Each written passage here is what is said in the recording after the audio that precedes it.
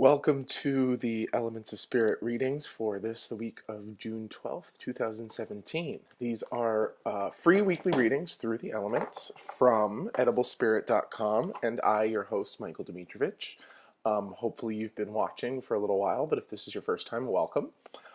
These are readings through the classical elements of earth, air, water, fire, and ether.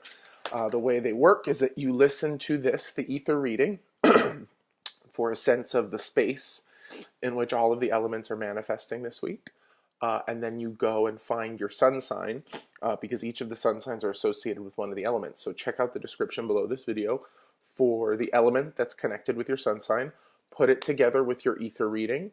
And there's an affirmation with each of these readings. So once you listen to the reading and let it wash all over you, you can take those little affirmations, which are also in the descriptions, and kind of carry them around with you through the week. The idea being that we are all made up of a combination of these different elements, but when you bring awareness to the element themselves and their presence within you and how they combine with the other forces that you're encountering in the world, because every force, every moment, everything can kind of be filed under one of these elements or some combination of these elements, at least for the purpose of understanding. I don't need you to prove it. I don't need to prove it to you or have you believe it, but open your mind, open your heart, and see if these elemental associations work for you. If they do, this is a great way of kind of keeping tabs on yourself as a combination of elements and the elements that come at you, and how to kind of work with the ideal balance of your primary element throughout the week.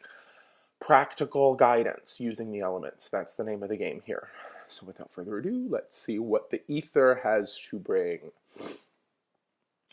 Allergies a little bit in the ether.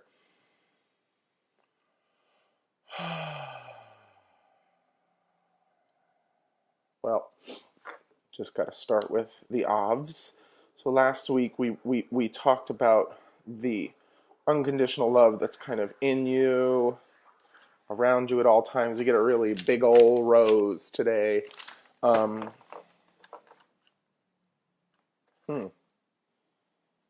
Ooh, okay. This is kind of like building off of every.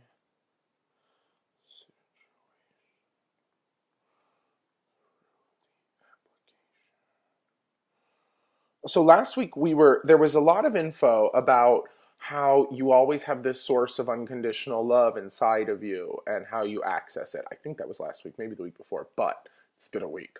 Okay. You always have this source of unconditional love inside of you. It's a matter of how to tap into it, where it is, remembering that it's even there, kind of retracing your steps and finding your connection to it. This week, it's a big rose. So, okay, rose, high heart chakra, pink, unconditional love. Unconditional love coming from spirit, unconditional love coming from self. Ooh, my new moon meditation, my new moon, not new moon, sorry, full moon affirmation this month was I release all resistance to perfect, unconditional mothering of self by self.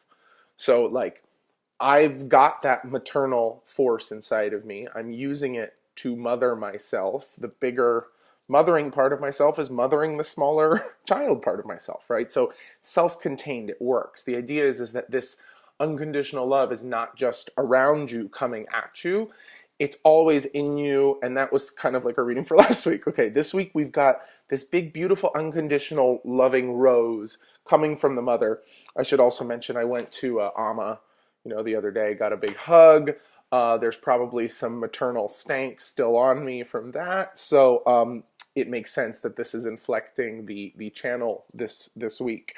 The message that we get with this big unconditional maternal love rose flower. That's just like when I connect with the ether and say what's there, it's like bam, big unconditional maternal love rose flower, effortless blossoming forth of all of the love that's within you.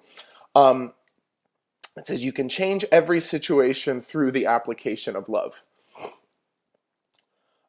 This just means if you're uncomfortable, if you don't like the state that you're in, you may start thinking, oh yeah, this state is going to be affected, is going to be changed, is going to be transformed when I get to that thing, or when I do that thing, or when this thing changes around me, or when this happens, or just got to take some time and let things unfold. And yeah, all of that's true, but the idea of this is that you can change every situation through the application of love. If you don't like the state you're in, ask yourself the question, what is the most loving action? What is the most, even better, loving vibration I can embody? What is the most loving action I can take? And that can be a word, right? It can be a thought. It can be an idea.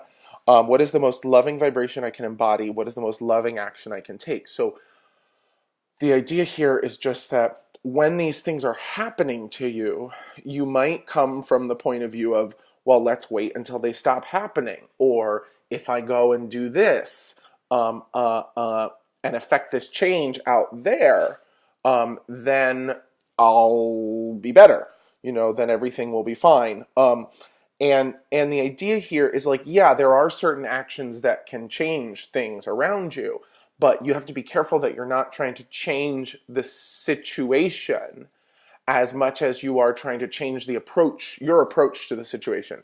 And the way this read is saying to us, I'm feeling this heart, this vibration, this big ball of unconditional love within ourselves as being the sort of fuel that allows our engine to go that extra mile of being unconditionally loving, or having the guts, the chutzpah, the balls to take the most loving action, even when it doesn't seem to make sense. There's when you're like, what is this going to give me? Or what is this going to do for me? That's not the point. It's not about you when you are giving love. The tricky part of it, especially if you are repeatedly giving love in directions where it's being rejected or where it's coming back to bite you, it is okay to say the most loving action I can take, or the most loving vibration I can embody, is to get the fuck out, is to walk away. Usually that's not the first best action. Usually, especially if you have to learn that lesson, I need to take my shit and go elsewhere. It's actually very important to attempt to take the most loving action, and if it's catastrophic, right? If it just makes everything worse, then great. That's great information to take. But you at least attempted to come from the most loving place in your heart. And so the message this week, this big, beautiful, unconditional pink, multiply, ultra pink, just all of these shimmering, layers of pink. Pink does actually also apply to Mother Mary and to the idea of Shakti or Shekinah, or this idea of the divine creation expressing itself as light, this sort of outpouring of light that gives and gives unconditionally. Very traditionally maternal femme yin role, mother energy, to give and give and give as much as I can give in order to nourish my babies, right? The idea here is that this love is the ultimate in mother love, because it's always giving this soothing, loving deliciousness. It's always providing the fountain of this love from within you, as opposed to the paternal force, the fathering force, which is more about providing the structures along which that love can flow, or the protection of that love so that it can express itself freely. Mother love definitely has a protective vibe to it. I always think of the mother lion, defending the cubs, where it's like, hey, we've got love going on here, so I will cut a bitch if I have to. Just saying that the idea here is that, the structure, the support, the protection is more associated with the male force. That would be spiritually, esoterically, that would be, meditation, discipline, practice, all the sort of lame-o, boring parts of spirituality versus the maternal side, which is the good, the juicy juice, the Capri Sun of the spiritual plane. Okay.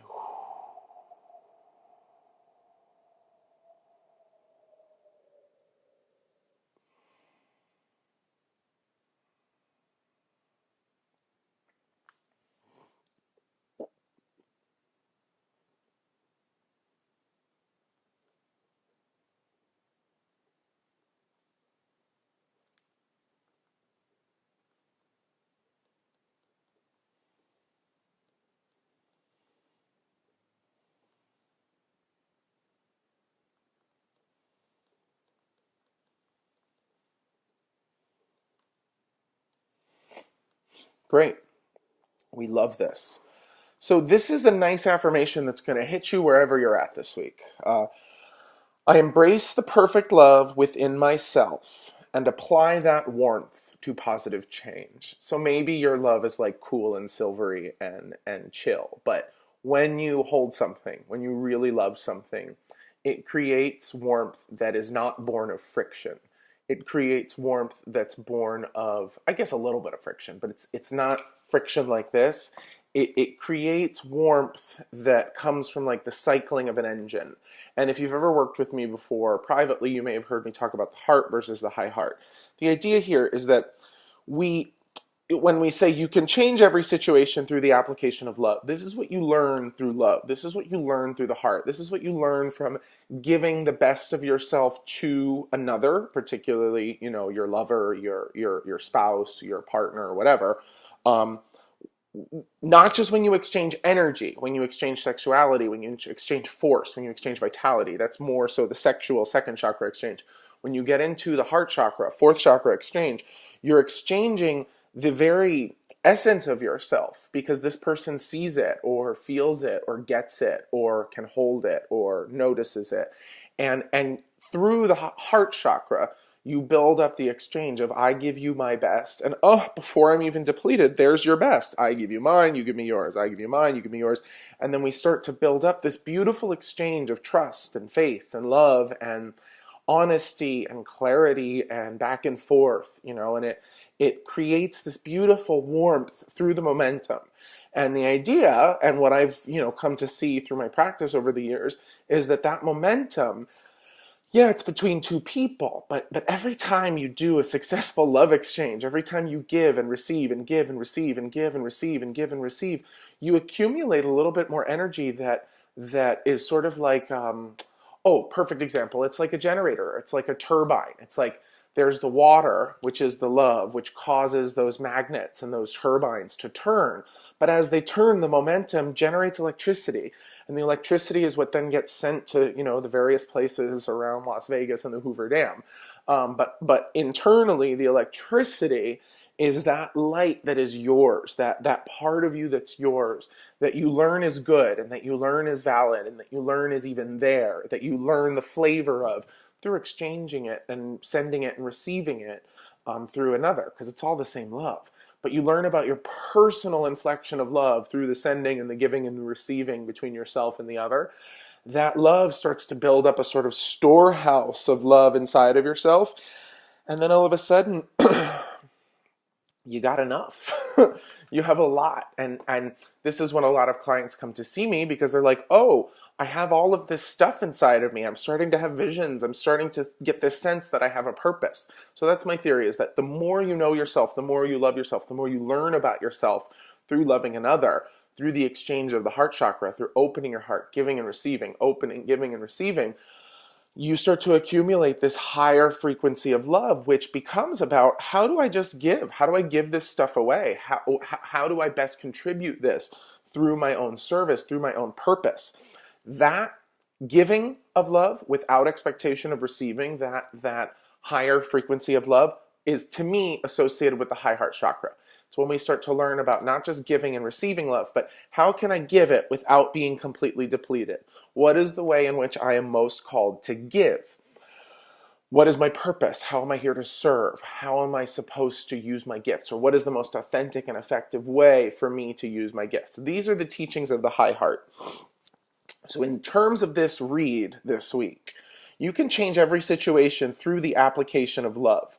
What is the most loving vibration I can embody? What is the most loving action I can take?